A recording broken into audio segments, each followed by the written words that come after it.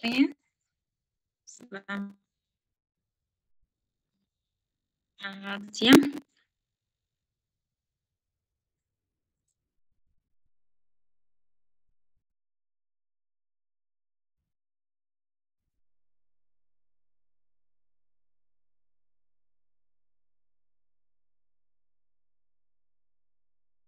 Halo, selamat siang semuanya. Selamat siang, Bu. Nih, Selamat siang.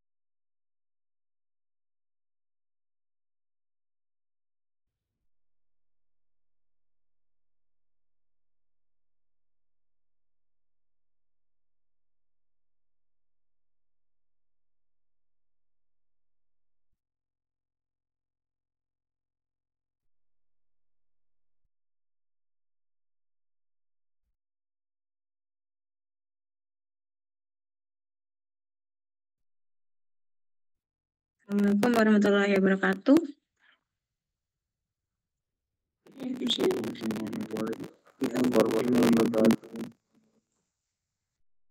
Suara saya terdengar tidak? Terdengar, Ibu, tapi agak putus-putus saja.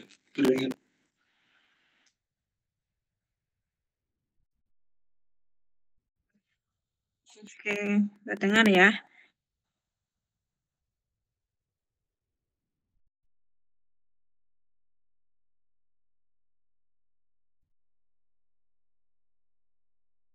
Di pertemuan kedua, jadi hari ini kita online ya.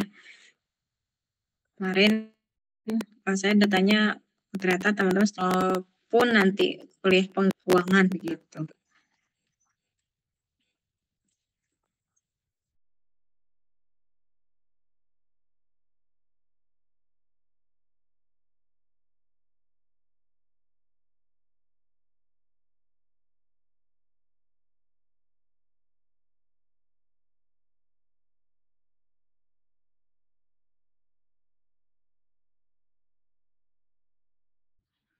Nah, ini saya izin tidak pakai kamera ya karena sinyalnya berat nih, nggak bisa kalau saya pakai kamera ya. Jadi saya mohon izin untuk tidak menyalakan kamera ya.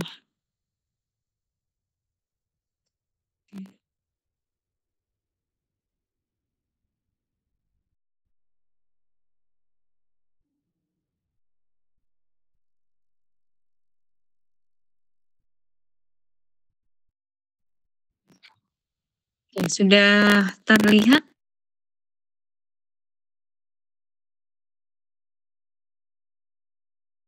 Poinnya? Belum, Ibu. Ibu.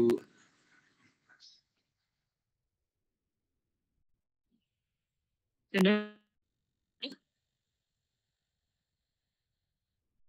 Masih belum, Bu. Belum, Bu.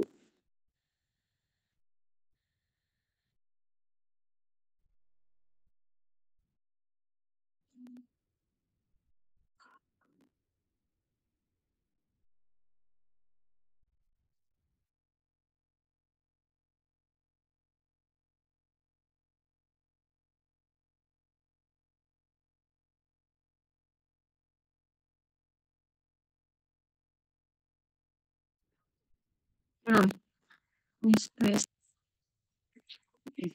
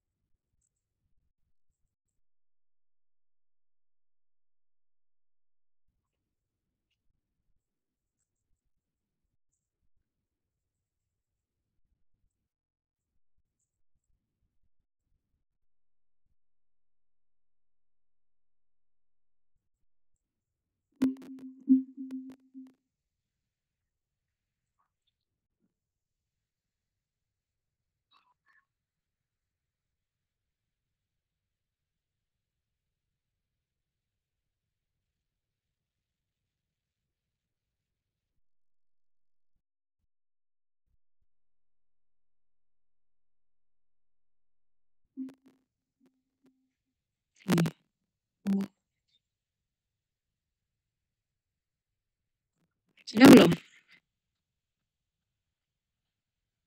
Sudah terlihat belum? Sudah. Baik, saya masih lanjut ya. Oke. Nah, pertemuan 2, topik atau outline-nya adalah terkait high dimensional data, network data, text data, kemudian data structure ya versus semi structure dan unstructured ya gitu.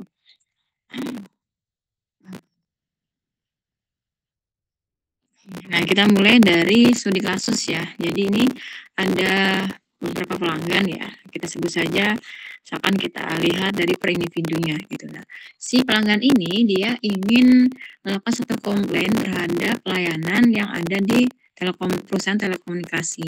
Nah, si perusahaan telekomunikasi tadi berusaha ingin membuat satu peta ya. Bagaimana sih sebenarnya jalur paling banyak yang dilakukan oleh si pelanggan tadi ya untuk memutuskan hubungan gitu. Jadi kalau misalkan kita kan pengennya untuk menghindari supaya pelanggan itu tidak memutus hubungan ya terhadap perusahaan kita gitu. Jadi dipelajari lah, oh ternyata jalur terpendek ini adalah ini gitu, sehingga kita akan mengurangi di bagian ini gitu. Ya akan dievaluasi di bagian tersebut yang menghasilkan paling banyak ya si pelanggan itu meng-cancel atau tidak menggunakan jasa dari perusahaan telekomunikasi. Nah, itu kasusnya seperti itu ya. Gitu. Nah, ini kita lihat dulu map-nya.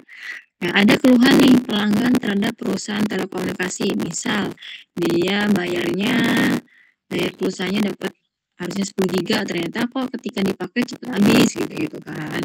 Nah, ini dia mengadakan keluhan nih ke pelanggan, ke perusahaan telekomunikasi. Nah, lewat apa? Bisa lewat pusat panggilan, kemudian situs web perusahaan ya, atau walk-in pusat layanan fisik, bisa langsung ke pusatnya, kantor pusat masing-masing atau kantor cabang gitu. Nah, sehingga dari data-data pusat panggilan web perusahaan itu akan dihasilkan data baik itu berupa teks dan berupa audio ke dalam satu lokasi gitu ya. Kalau teks berarti kan dia bisa saja melakukan suatu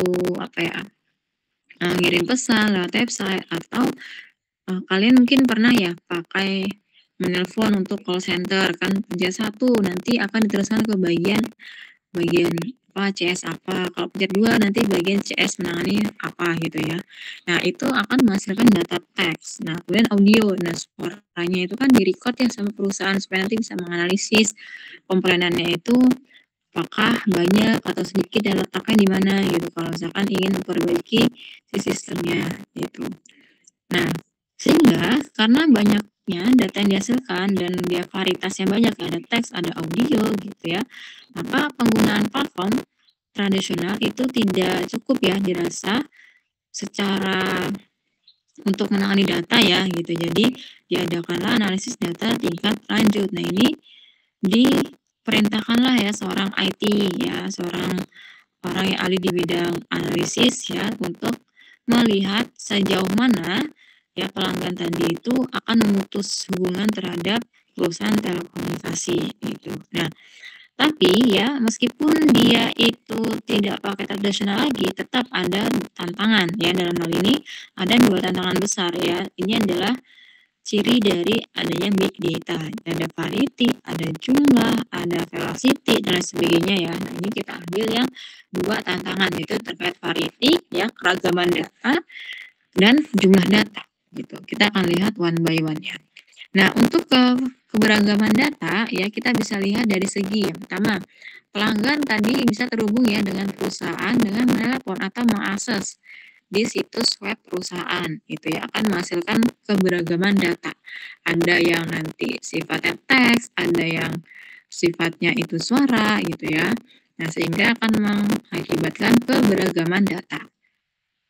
Kemudian pelacakan log web. Nah, ini juga dapat menghasilkan data ya, kapan pelanggan meninjau gitu ya paketnya saat ini gitu ya. Kapan, selain dia menggunakan paketnya sejak kapan, kemudian ada data keluhannya gitu ya, lapornya tanggal berapa, jam sekian dan sekian, berapa durasi lamanya, itu akan masuk ke keberagaman data. Nah, kemudian jenis keluhannya ya, mengajukan keluhan atau memeriksa tagihan secara online gitu. Kemudian log panggilan tersedia dalam satu sistem dengan catatan alasan pelanggan menelepon, gitu ya. Kemudian ini terkait juga ya berapa lama tadi waktunya. Kemudian agar analisis yang bermakna dapat dilakukan, kumpulan data individu harus dikonversi ke dalam format terstruktur yang serupa. Ya tadi keberagaman data ya terkait variety-nya tadi itu akan menyulitkan ya untuk menganalisis. Jadi kita akan seragamkan supaya apa? Kita bisa ke satu struktur format yang sama gitu. Supaya nanti lebih mudah untuk dianalisis. Misal nih, suaranya nanti diubah menjadi data teks gitu ya, kan nanti bisa gitu. Kemudian dari data teks itu kan kita buat sentimennya. Nah, itu kan nanti supaya menjadi satu format terstruktur yang serupa gitu. Ya. Kemudian dari segi jumlah data, tantangan keduanya yaitu ya karena datanya banyak sehingga data itu awalnya harus diekstraksi ya, ditambang atau data mining. Kemudian di cleaning ya, di cleaning itu berkaitan dengan data-data yang memang secara informasi dia tidak memiliki nilai ya gitu. Misalkan nih ada kalau kita plotkan dulu datanya sebelum kita cleaning, oh ternyata ada pencilan nih, tiba-tiba grafiknya naik kok tiba-tiba nol. Nah nol ini kenapa nih? Nah, dievaluasi apakah memang tidak ada record data gitu atau memang ada data dan di sana datanya buruk. Nah kalau misalkan kasusnya dia tidak ada penarikan data, berarti kan kita bisa cleaning ya, bisa kita hilangkan di sana datanya. Kemudian derestrukturisasi ya, tadi membuat supaya strukturnya itu sama dan serupa. Dan baru nanti kita analisis ada apa sih informasi dari masa lampau sebelumnya begitu. Kalau analitik itu kan keperluan informasi yang kita dapatkan dari hasil analisis untuk mengungkapkan atau untuk merencanakan masa depan, itu ranah analitik gitu ya. Ya, next tadi dari jumlah data kita perlu melakukan proses ini ya karena banyak gitu. Kemudian datanya yang sudah dianalisis itu dia merupakan sampel data untuk dianalisis oleh si AT ya. AT itu istilahnya analis teknologi gitu. Memutuskan untuk memanfaatkan beragam variasi dan sumber data serta sejumlah besar data untuk menghasilkan informasi sebanyak mungkin ya. Tadi selain jumlah data itu selain menyebabkan adanya tantangan, dia juga punya peluang ya untuk apa? Menghasilkan data yang sebanyak mungkin gitu. Menghasilkan informasi ya sebanyak mungkin dari data sebelumnya gitu. Sehingga meskipun ada tantangan maka tetap ada potensi di dalamnya. Kemudian ketiga, pendekatan analitis yang dapat memanfaatkan semua saluran dan sumber data. Ya, di sini kita manfaatkan ya semua resource ya, meskipun jumlah datanya banyak tetap kita manfaatkan. Bukan berarti kita akan mengurangi ya source datanya gitu. Ya, nanti balik ke sini.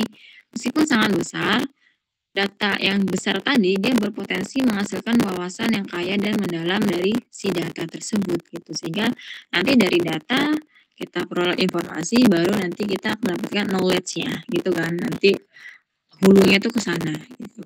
Hilir ya, hulu ke hilir ya. Gitu. Nah, kemudian ini diperkenalkan solusi gitu karena tadi ada keberagaman data ya, kemudian ada jumlah data yang kita tidak bisa perkirakan ya besarnya gitu. Maka dibuatlah satu solusi namanya Teradata Aster. Nah ini ya, ini merupakan pergabungan antara data yang tersimpan ya, store data, kemudian ada data online sama call center data. Ini adalah data yang dihasilkan oleh si misalkan customer service ya gitu. Sebenarnya ketika kita ingin melaporkan hasil kita, nanti di sana itu orang CS-nya ini akan merecord dan menganalisis juga. Nanti di sini belum puas nih ya terkait pelayanannya, nanti bisa lanjutkan ke chat nomor berapa gitu kan, misalkan nanti dialihkan ya gitu. Kalau kalian pernah komplain terhadap suatu perusahaan ya, seringnya sih telekomunikasi ya gitu, nanti akan disambungkan ke mana gitu. Nah ini peran dari call center data. Nanti ketiga device tadi ini ya, 3 perangkat tadi ini akan dimasukkan ke Teradata Astra untuk diproses dan digali informasinya gitu ya. Nah, itu tadi nih. Intinya si orang IT atau si AT tadi, dia akan memetakan ya atau membuat jalur visualisasi apa saja ya kan sebenarnya banyak ya saluran-salurannya. Nah, di sini ada sekitar 20 jalur yang mengakibatkan ya dari jalur awal ini ya sampai ke ini call center dan store sama-sama meng-cancel service. Kalau call center ini pihaknya, kalau store itu berarti lebih ke apa ya, user ya gitu. Nah, ini sebenarnya menghindari ini. Untuk menghindari ini berarti kan diperlukan mapping ya. Bagaimana sih sebenarnya rute nanti sampai ke sini. Kan sebenarnya ada banyak rute ya atau jalur gitu dari sini nanti ke sana gitu. Ujung-ujungnya kalau lewat sana nanti dia nggak ketemu cancel ini gitu. Nah, ternyata dapatkanlah untuk sampai ke cancel service ini ada 20 jalur ya, ada 1, 2, 3, 4, 5, 6, 7, 8, 9, 10. 1, 2, 3, 4, 5, 6, 7, 8, 9, 10. 9, 10. Ya, ini tebal tipis ya, menandakan banyaknya ya yang melewati jalur ini gitu. Jadi kalau yang tebal ini ya, berarti yang dari call center bill dispute, sengketa ya, sengketa bill, kemudian nanti dialihkan ke cancel service ya, berarti stop ya sampai sini gitu. Berarti kalau dari sini bill dispute kemudian nanti call center masuk ke sini berarti dia sudah ke cancel service gitu. Call centernya akan cancel gitu, entah ada pelanggaran dan lain sebagainya gitu.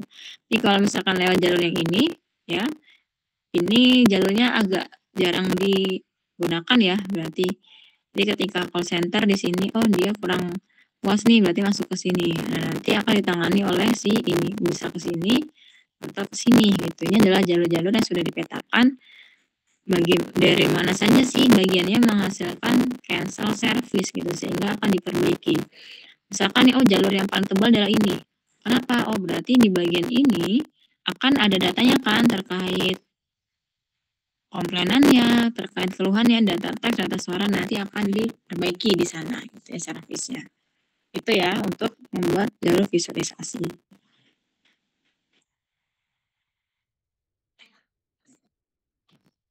Ini fungsinya dalam mengidentifikasi beberapa rute ya. Nah, ini adalah kemarin ya kita review lagi ya terkait big data. Ya, untuk big data sendiri pertumbuhannya adalah eksponensial ya, dia tidak linear. Kalau linear itu kan penambahan variabel bebasnya itu sebanding ya dengan perubahan variabel terikatnya. Jadi kalau variabel bebasnya bertambah dua kali, maka si variabel Y akan bertambah 2 kali. Sedangkan untuk big data sendiri dia tidak seperti itu. Dia mengikuti pertumbuhan eksponensial gitu ya. Kemudian dari segi ketersediaannya banyak ya penggunaan informasi ya baik terstruktur maupun tidak struktur itu dia mencakup keduanya ini gitu ya. Kemudian akan menimbulkan inovasi ya dari big data tadi. Kenapa? Karena kan datanya berlimpah, tidak menutup kemungkinan untuk satu data saja, satu jenis data itu akan buat beberapa inovasi gitu ya, sehingga nanti ditambahkan teknologi baru ya untuk mengembangkan tantangan teknologi. Nah, untuk sumber datanya sendiri itu banyak ya, dari log web, bisa dari radio, dari GPS ya, sensor, jaring sosial gitu. Nah, untuk jaringan sensor yang paling banyak digunakan di data science itu contohnya apa ya? Image processing ya, itu kan sering dipakai untuk ya istilahnya mengkonversi ya, misalkan nih datanya CCTV, kemudian data CCTV tadi akan dibuat matriks. Matriksnya itu misal nanti oh kalau orangnya untuk wajahnya oval oh berarti nanti dia itu matriksnya berapa, 100 berapa atau berapa. Nah, itu nanti berapa matriks, kemudian nanti akan diperkecil ya, dia faktor pengalinya berapa. Nah, nanti kan bisa dibuat dalam bentuk matematiknya, diolah gitu untuk jadi data numerik gitu ya. gitu.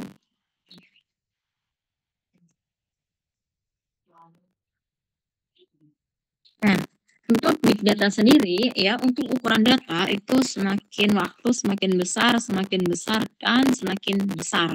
Ya kalau dulu kita masih ke giga ya, kalau punya flash disk 1 giga tuh wah udah keren gitu. Ya kalau sekarang ini sudah ada tera ya mungkinnya. Tera. Kalau untuk komputer sendiri masih di rentang ini ya giga atau tera ya. Nah, sedangkan dunia informasi sekarang itu sampai si yota ini ya, zettabyte ini ya. Gitu. Nah, berarti tidak menutup kemungkinan pada tahun 2030 gitu dia bisa masuk ke gigabyte. Nah, bayangkan 10 pangkat 30. Nah, ini survei yang dilakukan ya pada tahun 2019 ini ya.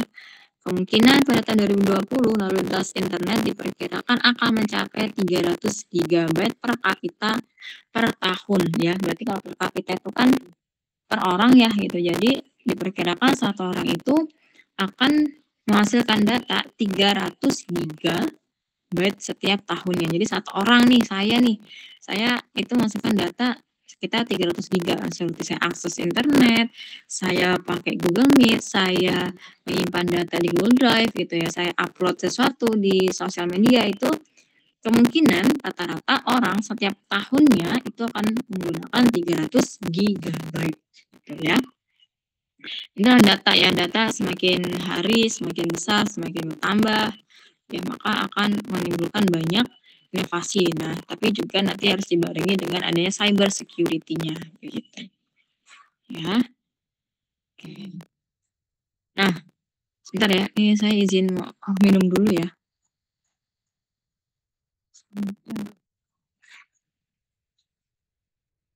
Sebentar ya.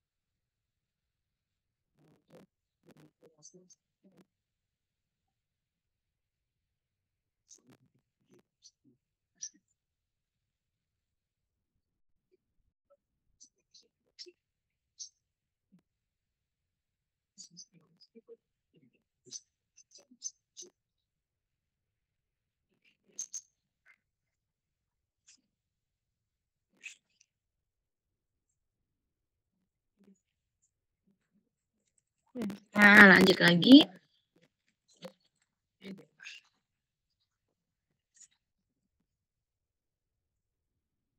Nah, Dia tadi kan kita membahas terkait telekomunikasi bisnis ya gitu. Nah, sebenarnya dari keseluruhan faktor-faktor tadi itu adalah kunci sukses untuk big data ya, big data terkait apa namanya bisnis ya gitu. Nah, sebenarnya ini saling terkaitan ya. Jadi digambarkan ada beberapa kunci sukses terkait analitik ya, big data. Berarti analitik itu untuk future gitu. Ya, pertama terkait clear business need. Jadi kita harus membuat suatu kejelasan ya, mau ke arah mana bisnisnya gitu ya, fokusnya, kemudian bidangnya mau apa, itu sudah harus dilakukan dari awal, harus matang ya persiapannya gitu, clear business need. Kemudian strong commit sponsorship ya, jadi kita ingin ya namanya perusahaan ya ketika membangun atau bahkan yang untuk yang sudah maju pun gitu ya, tetap membutuhkan sponsorship. Jadi kita harus mencari ya sponsorship itu yang komit ya untuk membantu terlaksananya si bisnis ini gitu. Kemudian ada alignment between the business and IT strategy. Berarti ada hubungan ya. Jadi istilahnya ada garis tengah ya antara bisnis sama IT ya. Untuk industri zaman sekarang gitu, bisnis digital ya, ini harus menggunakan IT strategi gitu. Entah dari pemasarannya, entah dari penjualannya, distribusinya gitu ya. Itu tidak akan terlepas dengan IT strategi gitu. Ya, jadi siapa yang memiliki data itulah yang akan berkuasa ya katanya gitu. Kemudian affect this decision making culture. Nah, di sini silakan dilihat ya, di riset sebenarnya culture yang ada di kita itu bagaimana gitu sebelum kita memasarkan produk gitu ya, atau memberikan suatu jasa gitu.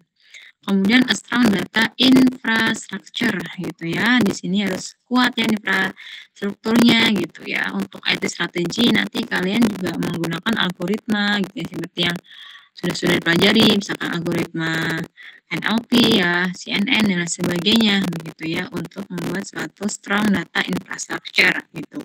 Kemudian apa yang penting, analytic tools gitu. Jadi right ya, berarti harus benar gitu, harus benar untuk tools yang dipakai itu diterapkannya ke data yang seperti apa begitu. Karena balik lagi tadi, jenis data itu banyak ya, ada kalau kita lihat dari segi strukturisasi berarti ada terstruktur dan tidak terstruktur. Kalau dari segi dimensi ada high dimensional, ada yang network gitu. Ya, kemudian ada juga personal with advanced analytic skill. Nah, ini tergantung dari skill individunya ya. Maka kita harus mencari orang yang benar ya, termasuk paham, kemudian dia juga bisa komunikasi dan lain sebagainya gitu. Jadi ketika kita di dunia kerja itu tidak hanya hard skill ya, tapi terkait dengan soft skill. Hard skill dipakai untuk kalian, tetap itu adalah core utamanya gitu. Untuk membuat algoritma, untuk berpikir ya, untuk menganalisis dan menganalitik data itu perlu hard skill. Tapi ketika penyampaiannya, komunikasinya ya, itu memerlukan soft skill gitu. Jadi itu juga diperlukan supaya apa? Kita juga bisa menyeimbangkan supaya tidak stres ya. Terkadang orang yang pintar gitu, tapi kalau misalkan dia lelah gitu, dia tidak bisa menyeimbangkan gitu ya antara hard skill sama soft skill gitu. Ya nanti dia bisa imbalance gitu. Ya nanti kenapa kalian ketika itu dari sekolah atau di kampus itu kalian mengikuti kegiatan-kegiatan sosial gitu yang melatih social life gitu ya, sama social communication gitu ya. Nah, kita masuk ke HD data atau HD data gitu ya. Nah, untuk high dimensional data itu adalah data-data yang berdimensi tinggi ya. Jadi data-data kalau kita lihat di sini ada F0, X0, Y0, F1, Y1, Y1 dan seterusnya. Berarti F ini adalah fungsi yang menyatakan ada dua variabel bebas yaitu X dan Y. Berarti kalau X dan Y itu datanya dua dimensi ya, sehingga apa jenisnya itu banyak ditemukan data-data yang multimedia yaitu sound, music, image, video ya. Mereka adalah data-data yang memiliki high dimensional data gitu ya. Jadi ini misalnya F0 ini kita simbolkan dengan frekuensi. Berarti ini ketika titik X0, Y0 dia punya frekuensi sebesar F0. Ya, ketika di F1, Y1 dia punya frekuensi sebesar F1. Ya, tergantung nanti definisi dari F-nya ini fungsi apa. Ya, kalau di matematika kan gitu ya, kalau kita punya F dalam kurung X, Y, artinya fungsi tersebut berupa variabel bebasnya adalah X dan Y, gitu. Ya. Nah, ini bisa juga di ranah biologi atau mediscience ya. Untuk sequence DNA, ya medical imagery gitu ya. Ini banyak menggunakan SD data gitu. Atau juga nanti yang tertarik dengan dunia fisik ya, itu bisa masuk ke high energy physics ya. Berarti masuknya ke misalkan energi geothermal, kemudian terkait panas dari matahari dan sebagainya, itu bisa masuk ke high energy physics. Maka datanya adalah HD ya, high dimensional gitu. Nah, untuk network data sendiri itu berarti data-data yang dihasilkan dari data jaringan. Nah, kalau misalkan kita belajar sejarah dari internet, itu kan diawali dari PAN dulu ya, personal area network, habis itu ke LAN, habis itu MAN, WAN, kemudian baru Ethernet, baru nanti berkembang ke internet, gitu ya.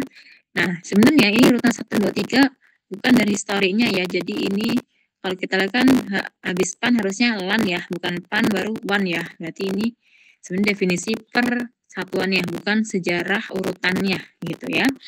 Nah, untuk PAN sendiri, dia develop connect electronic inside of a personal workspace gitu ya. Nah, ini contohnya adalah untuk menyambungkan beberapa hardware yang terkoneksi jaraknya itu hanya beberapa meter. Misal, laptop kalian dengan printer, laptop dengan mouse gitu ya, laptop dengan misalkan pointer gitu ya, itu PAN. Ya, kemudian setelah PAN itu adalah LAN ya. Small scale computer network including access points, cable, router, and switch that let device to connect.